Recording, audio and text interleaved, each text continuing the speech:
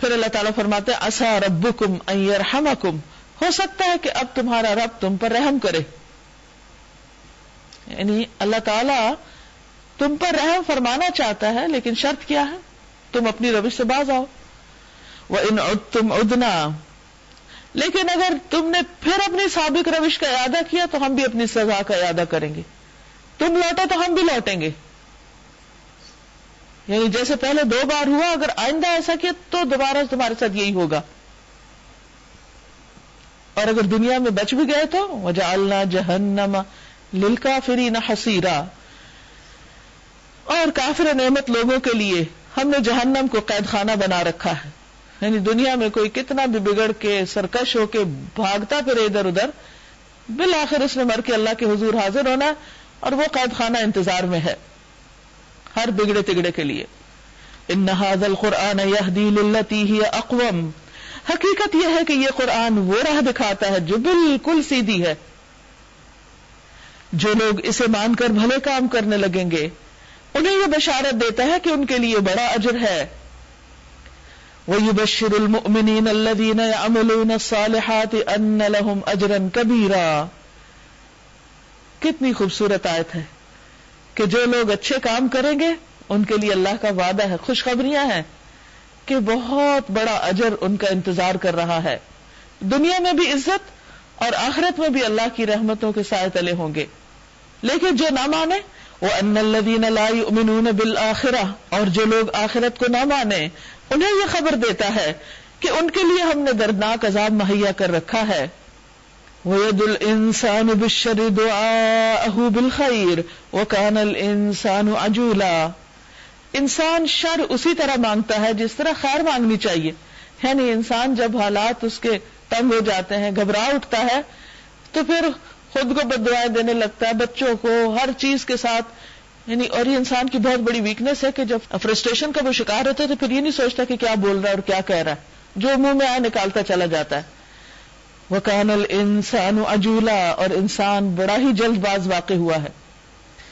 اور نبی صلی اللہ علیہ وسلم کے مخالفین بھی آپ دیکھیے کہ کر کے آ رہے تھے اپنی نادانیوں میں، کہ دھمکیاں دیتے تھے کہ اچھا ٹھیک ہے، اگر آپ کہتے ہیں کہ عذاب آئے گا تو لے آئیے وہ عذاب، اگر آپ سچے تو عذاب کیوں نہیں لے آتے؟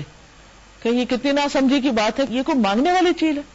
یعنی مانگنے کی چیز ہے عذاب. انسان کیوں بری بات منہ سے نکالے اور کیوں ناشکری کے کلمات اپنی زبان سے نکالے. پھر فرمایا دیکھو ہم نے رات اور دن کو 2 نشانیاں بنایا ہے. رات کی نشانی کو ہم نے بے نور بنایا اور دن کی نشانی کو روشن کر دیا تاکہ تم اپنے رب کا فضل تلاش کر سکو اور ماہ سال کا حساب معلوم کر سکو.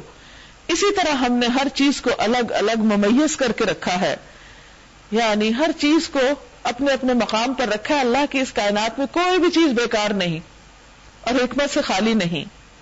وَكُلَّ إِنسَانٍ أَلْزَمْنَاهُ طَائِرَهُ فِي عُنُقِهِ، ہر انسان کو شگون ہم نے اس کے اپنے گلے میں لٹکا رکھا ہے.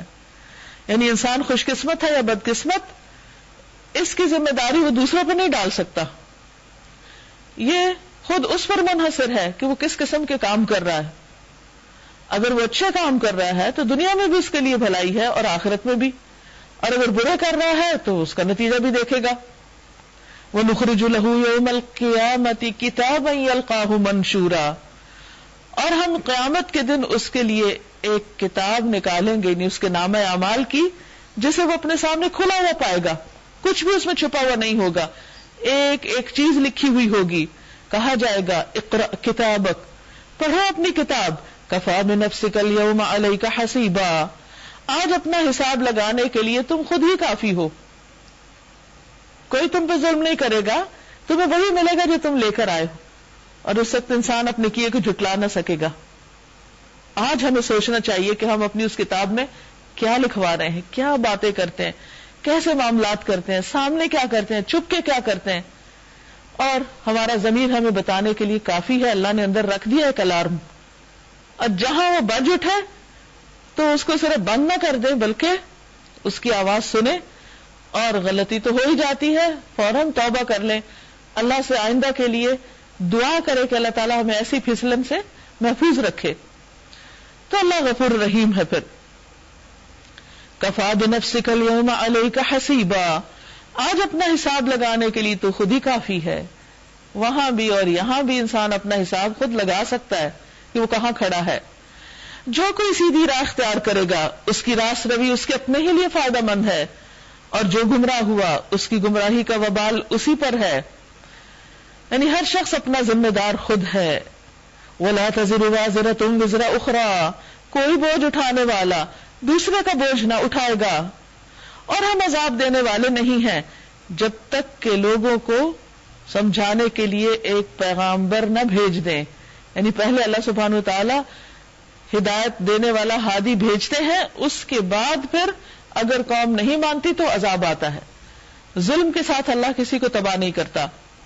جب ہم کسی بستی کو ہلاک کرنے کا ارادہ کرتے ہیں تو اس کے خوشحال لوگوں کو حکم دیتے ہیں اور وہ اس میں نافرمانیاں کرنے لگتے ہیں. اصل میں جو کسی بھی قوم کی ایلیٹ ہوتی ہے، پڑھا لکھا سوچ سمجھ رکھنے والا طبقہ، وہ باقی عوام کے اوپر اثر انداز ہوتا ہے. جب وہ بگڑتا ہے تو باقی لوگ ان کو فالو کر کے وہ بھی بگاڑ کا شکار ہو جاتے ہیں، اور اس طرح ساری قوم ڈوب جاتی. تو فرمایا کہ ان کی نافرمانیوں کی وجہ سے پھر وبال آتا ہے، تب عذاب کا فیصلہ اس بستی پہ چسپاں ہو جاتا ہے اور ہم اسے برباد کر کے رکھ دیتے ہیں. دیکھ لو کتنی ہی نسلیں ہیں جو نوح علیہ السلام کے بعد ہمارے حکم سے ہلاک ہوئیں. یہ قانون ہر جگہ کام کیا. تیرا رب اپنے بندوں کے گناہوں سے پوری طرح باخبر ہے اور سب کچھ دیکھ رہا ہے.